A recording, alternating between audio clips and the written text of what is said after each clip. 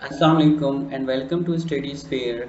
Today we are going to discuss the biography of Shakespeare, his famous works, his early life, his childhood, his education, his family, and so on.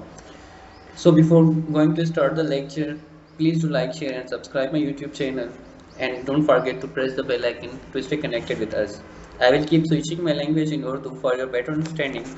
So let's move towards our lecture.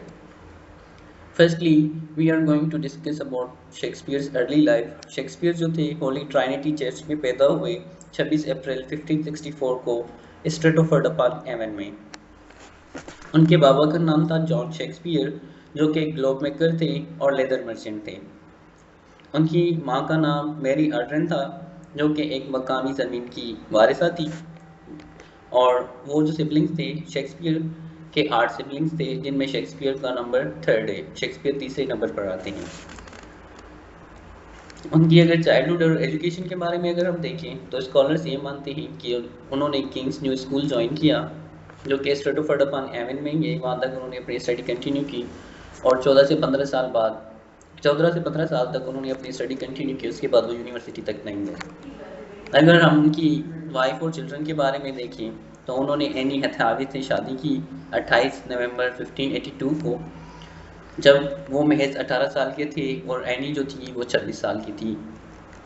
जो उनका first child था वो एक daughter थी जिसका नाम उन्होंने सुजाना रखा था जो कि 26 मई 1583 को पैदा हुई। उसके 2 साल बाद 2 फरवरी को 1585 में उन्हें ट्विंस हुए जिनका नाम था हैमलेट और जुडिस।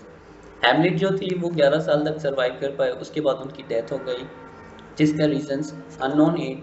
उनके रीजंस मेंशन नहीं किए गए कि हैमलेट जो है वो उनकी क्यों डेथ हो गई थी। और हैमलेट पर जो है शेक्सपियर का एक फेमस वर्क भी है हैमलेट के नाम से ही जो उन्होंने अपने सन के नाम पर रखा है, जो हम आगे जाकर डिस्कस करेंगे। अगर हम उनकी लाइफ देखें as an actor and playwright तो शेक्सपियर जो है लॉर्ड चैम्बरलेन मैन जो है एक लंदन की एक्टिंग कंपनी है, उन्होंने वहाँ पर अपने करियर के दौरान काम किया जिसको बाद में किंग्स मैन कहा जाता है।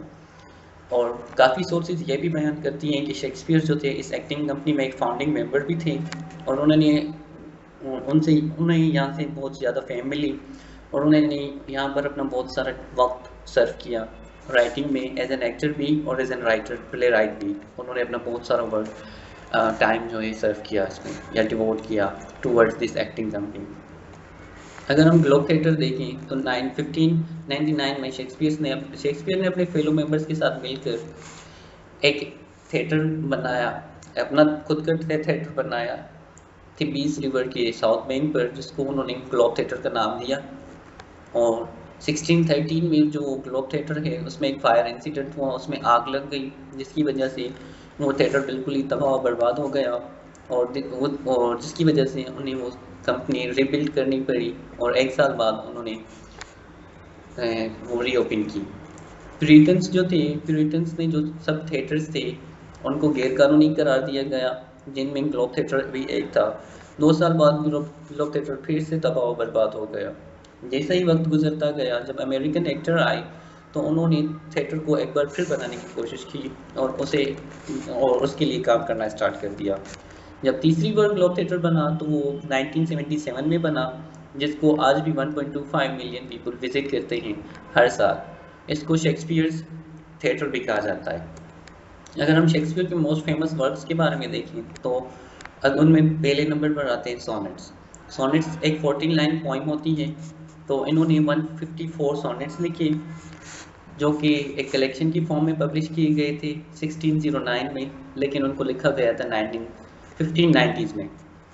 स्कॉलर्स उनके सोनेट्स को 2 ग्रुप्स में कैटेगराइज करते हैं उनके सब्जेक्ट्स के बिहाफ पे।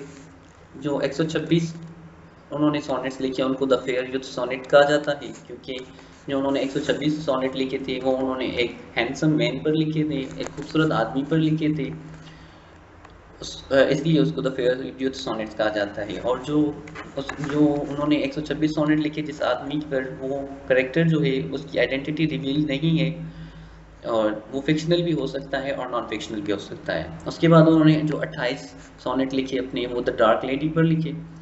तो जो 28 उन्होंने सोनेट द डार्क लेडी पर लिखी। द डार्क लेडी का करेक्टर भी फिक्शनल है और नॉन फिक्शनल भी हो सकता है, कुछ भी हो सकता है, क्योंकि द डार्क लेडी की भी आइडेंटिटी रिवील नहीं है।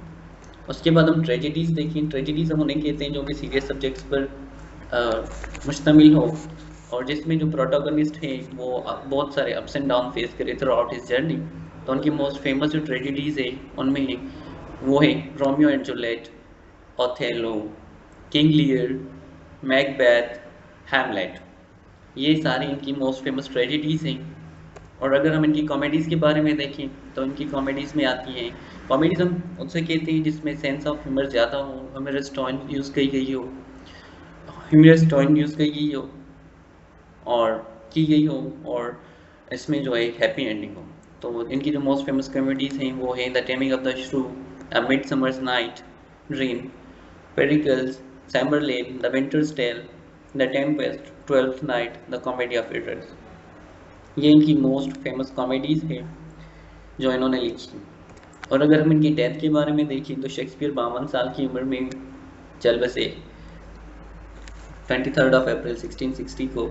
इनकी जो डेथ का रीज़न है वो बयान नहीं किया गया, या वो नहीं पता किसी को भी, वो अननोन है। बट कुछ जो स्कॉलर्स हैं वो ये बिलीव रखते हैं कि जो शेक्सपियर की डेथ हो गई थी उन्हें कोई बीमारी थी जिसकी वजह से उनकी डेथ हो गई थी, but still we don't know कि उनकी डेथ किस वजह से हुई थी।